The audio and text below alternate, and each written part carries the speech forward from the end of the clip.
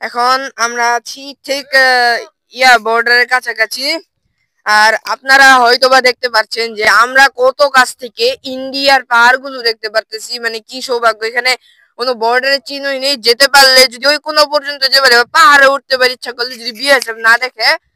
এই যে মানে এত কাছ থেকে পাহাড় দেখতে পাচ্ছি, অন্যান্য বর্ডারে গেলে অন্তত 10-15 কিলোমিটার দূর থেকে আমাদের পাহাড় দেখতে উপভোগ করতে, কিন্তু আমরা অনেক কাছ থেকে ইন্ডিয়ার এই বড় বড় পাহাড় গুলো উপভোগ করতে পারতেছি, খুব ভালোই লাগতেছে।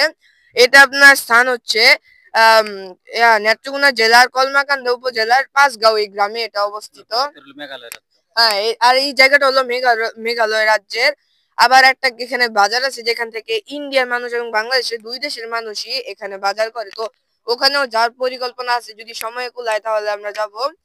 আর আপনারা অবশ্যই জায়গাটাতে আসবেন, এসে উপভোগ করবেন যে এত কাছ থেকে, মানে 1 ফুট 2 ফুট থেকে 1 ফুট 2 ফুট দূরত্ব থেকে আপনারা দেখতে পারবেন খুব সুন্দর করে।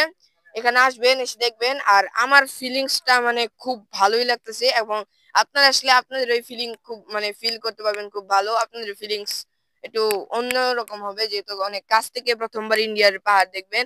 এর সামনে বান্দরবনে ফেল হয়ে যাবে আমি যেটা বললাম। ওকে, তো এই যে দেখাই আপনাদেরকে পাহাড়গুলো। এই যে দেখুন, এই যে এগুলো সব হচ্ছে ইন্ডিয়ার পাহাড়, আর আমরা অনেক কাছ থেকে দেখছি, এখানে কোনো বাধা নেই।